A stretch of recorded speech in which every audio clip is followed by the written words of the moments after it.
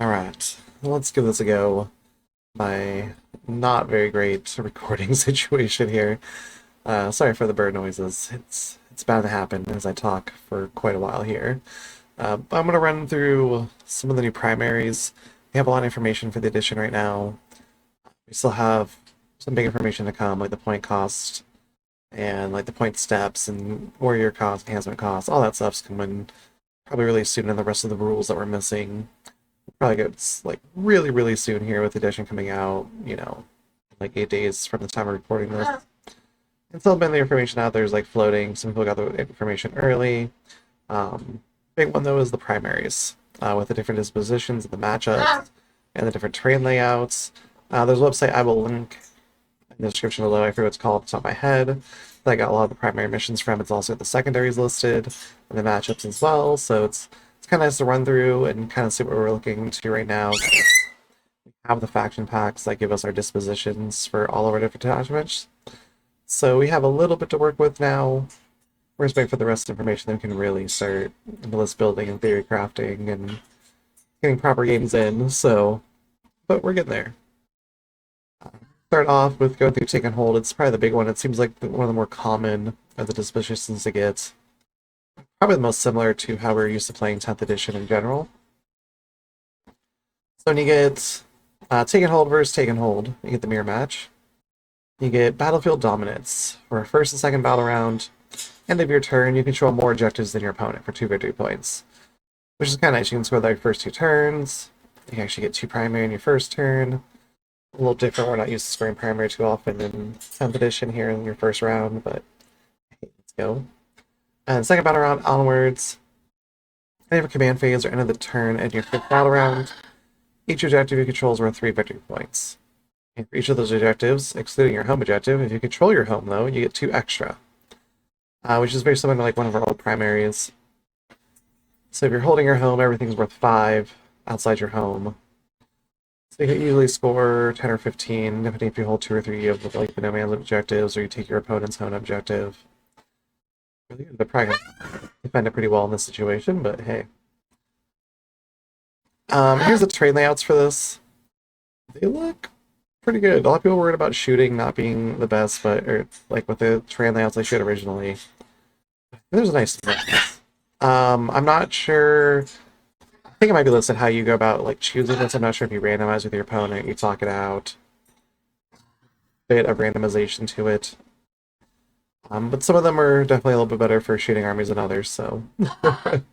But it is a nice mix. Like this one's, especially the LB, it does some like really deep firing lanes. And with the way terrain works now, with like being able to tow in and everything, there's some really great fire lanes in all of these, depending on your position. All of them seem to have like this big theme of like a central big piece of area terrain right now so far. But that does break up quite a bit, like depending where we're going. And some of the missions too, the home objectives are really close to the front line, which is really interesting because there's a lot of stuff for taking your your opponent's home by the end of the game. And before that, usually like you had to be kind of deep in enemy territory sometimes in 10th edition. In this edition, some of the map layouts, it's not too far to the deployment zone. It's right at the edge, so it seems more doable. Like you might actually put a little bit of effort into defending your home more so than you have in the past. But you get like layout C, where it's kind of deep in the territory, but at the same time there's some nice big open areas. If you don't screen it, like deep strikers will come back here eventually and try and contest your home. So you'll see though, but the terrain's got a really nice mix so far. I mean, there's 45 different terrain layouts. It's kind of ridiculous, to be honest. We're all going to get really good at setting up tables in this edition. I'm just saying. Alright, so we'll go into Take and Hold versus Disruption.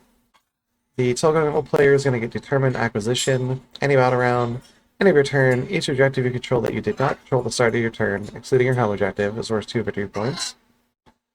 And then second battle round onwards, end of your command phase or end of the turn if it's a 5th battle round. For each objective you control, you get 3 victory points for each of the objectives that is not within your opponent's territory. Or that is within your opponent's territory, sorry. You get 3 extra. So you can get 3 extra for if this one's got the split center mission or center objective.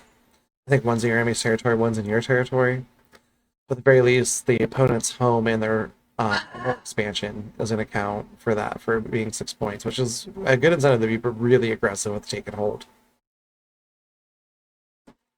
Crazy, honestly. So, um, this one's for each of them you control. So that's scores for your home as well.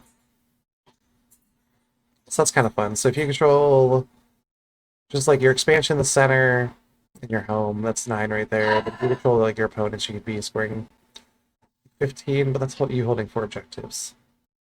That's you're pushing really hard if you're doing that, I feel like here. So it's hard. It feels like with a lot of them too, it's hard to max out the 15, like maximum per turn, with primary at least.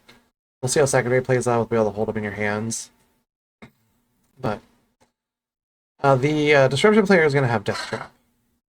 As any battle round, end of your turn, for each terrain area trapped in this turn, they get 2 victory points. For each of the terrain areas that is an objective, they get 3 extras. They get 5 total for trapping the objective terrain pieces. The booby trap ability, in your shooting phase, it's going to be an objective action, so you're not going to be able to shoot or advance or charge when doing it. One friendly unit within range of the objective, excluding your home objective, or within a terrain area outside your deployment zone that is not yet trapped. Do it unlimited. Each unit initiating this action this phase must be within a different terrain area. It completes immediately. That area terrain is trapped. Place one of your operation markers within that terrain area. That one doesn't seem too terrible. It's an action, though. It takes away from your shooting or combat. So, you're definitely really building into the actions. And I've seen some armies in the past, especially like following like some of the tyranny lists that were out there, that played into fixed missions doing actions in 10th edition. So, I mean, you can really build your list into it. What's one? Okay, so the terrain is objective. So if you got like both, if for some reason you got both like expansions or the opponent's home, or like you got a combination of 3 of them, you could score 15 in a turn, but you're probably not gonna. That's a lot of actions to do at once. Any burn around, end of your turn, at least one enemy unit that started the turn in a terrain area has been destroyed, provided that terrain area is trapped. So if you come into a piece of terrain, you destroy the enemy unit that's in it, and then you trap it with another unit, you score 3 or 2 points. Or if the area was already trapped, because I don't think they can take it away.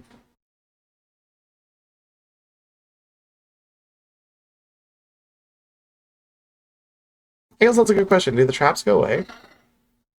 I think that's in the FAQ thing here, but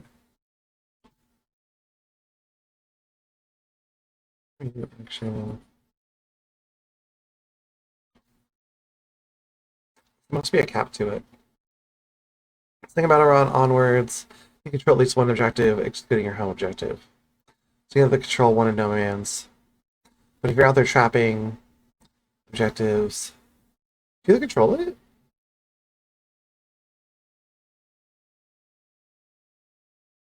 Which is one that's not yet trapped.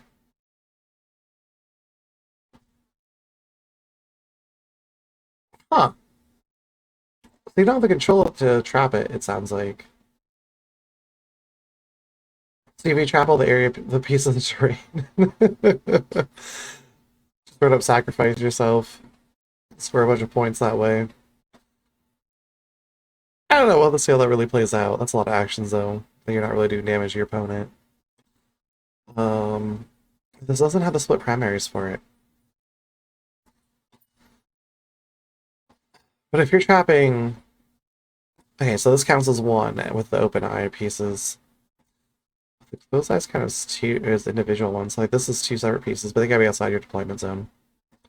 But still, that leaves 1, 2, 3, 4, 5, just like in there. Putting them objectives. So you could score technically like 15 from trapping just the objectives, even if you don't hold them. Another 2 for each of these, so another 4. So you score 19 just for trapping all the no man's land pieces of terrain. Almost half your score from doing actions, I guess. And then if you get your opponent's home, that's another 5 or whatever it is, right? Yeah. That's kind of cool.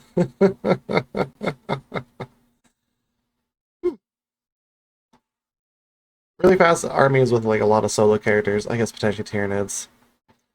Um, Lots of lictors, deep striking lictors are gonna do silly, silly things. It can be a lot of fun. It's a nice mix of terrain too. And it's like 5 pieces though, no man's.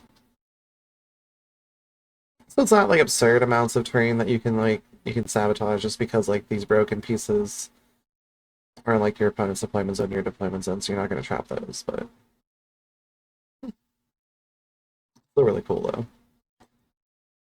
Anyways, so the one that's probably been shown the most here with all the previews and everything is Take and Hold versus Purge the Foe. Again, movable object, unstoppable force. Movable object, you control one or more central objectives for 3 victory points.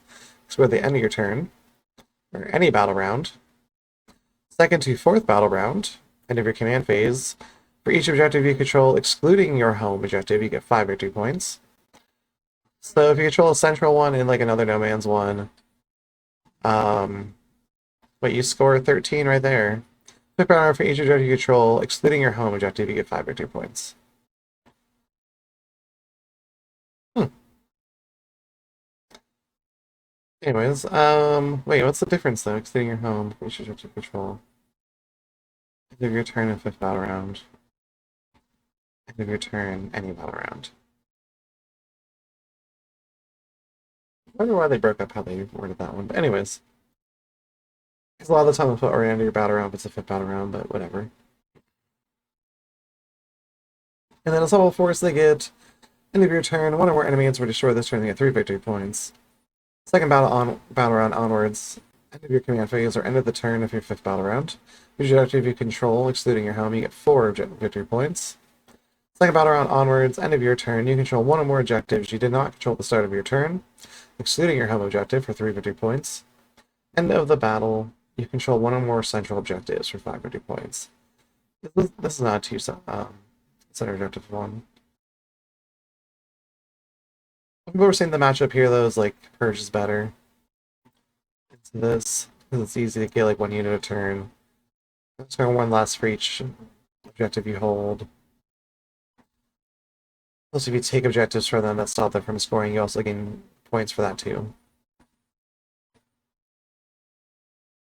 That's interesting though. But you score less for holding objectives. So if the second whole person's doing their job and they're really stat checking you, you might struggle into them a little bit depending on what they're running. But if they have a lot of expendable units, you pace out how you're killing them and you're pushing them off objectives, or you take control back and forth over a couple objectives, it's going to help the Purge the Foe player.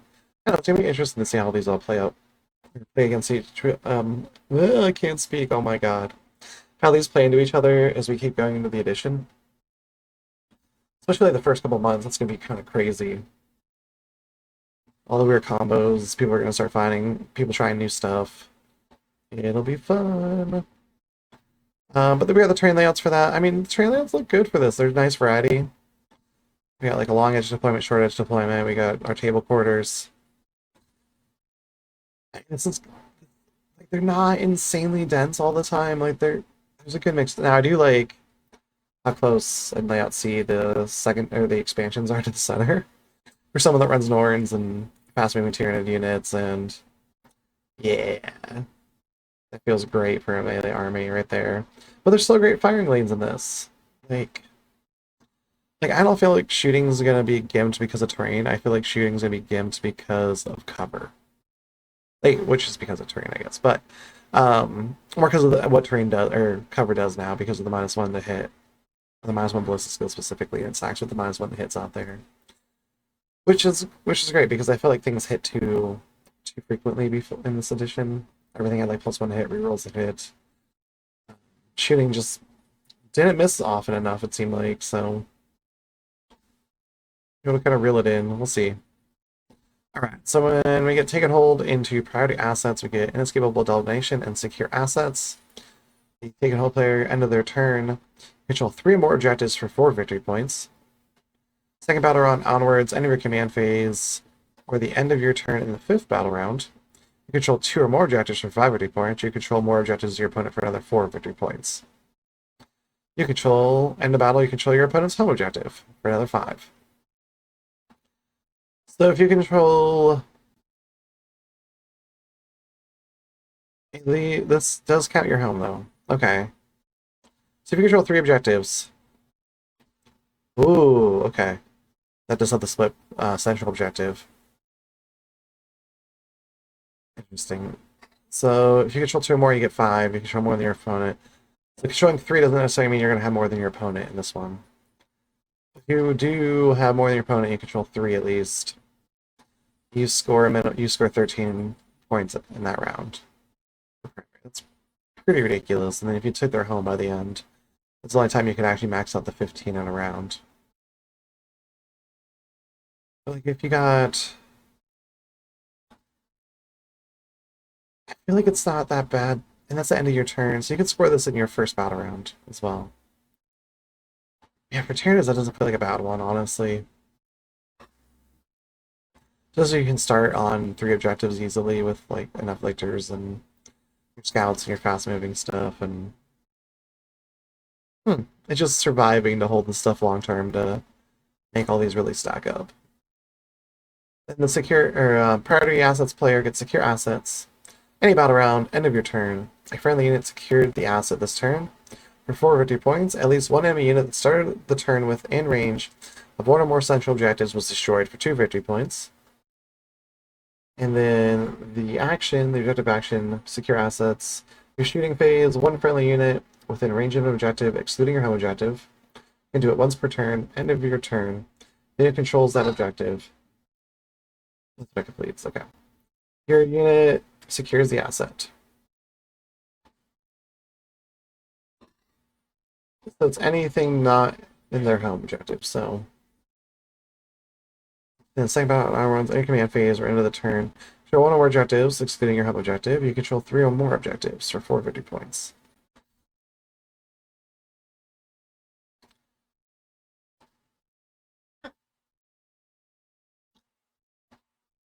So if the secure assets mission players got fire assets person, they have 3 objectives. Control 1 or more objectives, excluding your home. Make sure 3 more objectives. That does include your home on that one. That's 8 points right there. They did their action, that gets them another 12. And if they took an enemy off of one of the central objectives, they could get 14 per turn. For this player, it only gets 13 per turn. And this person could potentially score these in the first turn.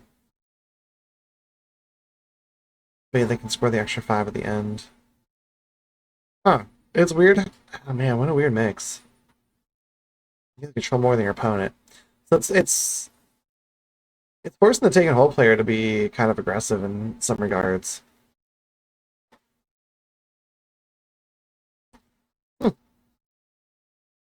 Like honestly, the priority assets person can probably play more defensively. They only have to control 3 more objectives. They have to control more than the opponent.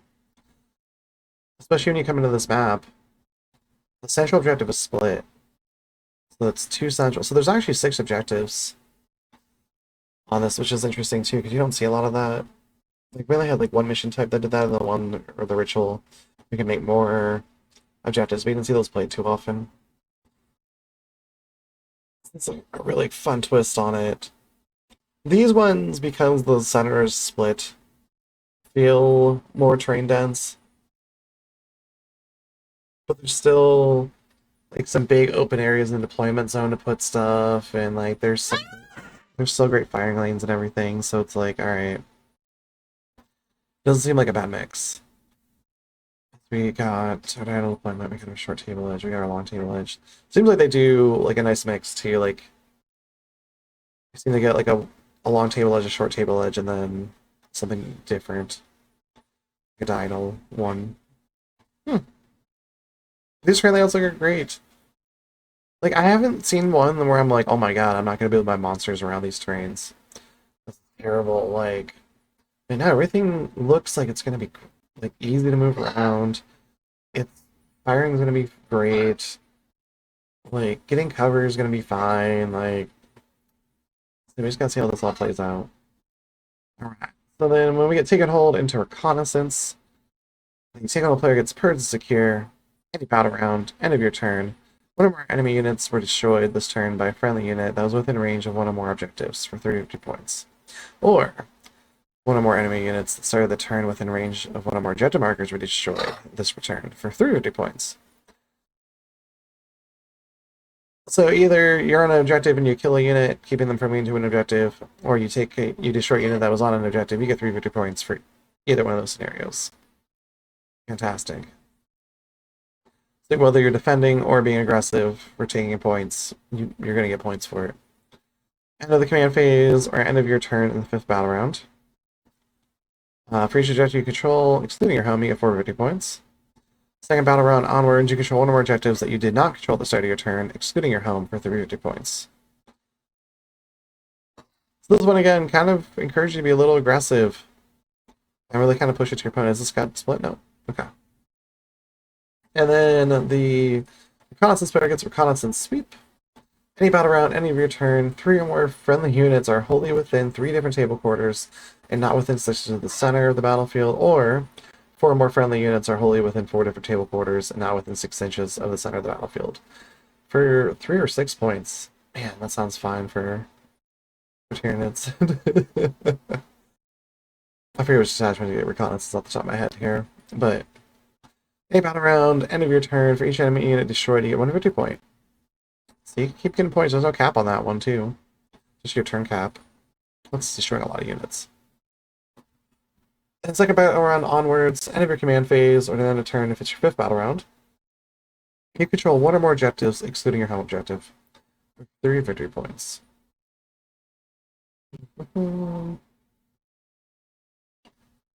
So you can zero this any turn, so you can get like 3 or 6 from this every round. If you control even just 2 objectives, that's 3 from that, well, 6 from that potentially.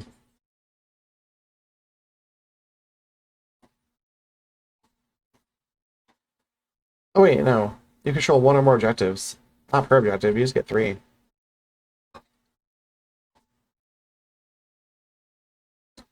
Dang, so you're... Okay, well, if you have to destroy a lot of units, but otherwise, if you don't destroy units, you're only scoring maximum 9 points. In a turn, which, I mean, the 5 turns, you could score your 45 points with it. You did 9 every round. It's destroyed by a friendly unit, those are the range of objectives. So you get this every round. You get that, that's 7 every round. You have to be aggressive.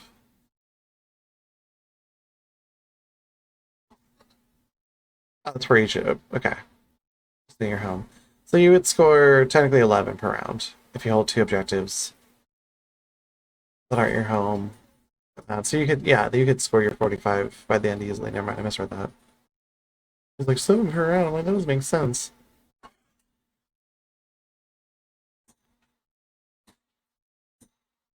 Oh, man. Like, part of me feels like the taken hold players got the advantage in this scenario, but maybe not. You're building a reconnaissance force into doing this, so. But there's so much there about this edition. It's so exciting. It'll be so much fun here. And these trains again, we got a long edge, short edge, and then table quartered. And the trains look pretty good. There's good firing lanes, there's good positioning, good ways to move around the tables. Home objectives are sometimes only one of these scenarios. The home objective is pretty close to the deployment zone. They're kind of tucked to the one table side, which is interesting. Right across from like the opponent's like natural expansion. Alright. But that's all the take and hold matchups. I'm gonna there's good birds now, they wait till the end at least. We'll do this for each individual disposition as if that's the primary one we're going through, so I'll have a little bit of repetition, especially get towards the end though. But it's easier to go through and find, you know, for just talking about like as you're playing as this one specific disposition as I go along. But anyways, I will be doing another one of these really soon. Thanks for hanging out. Thanks for listening. And see you again.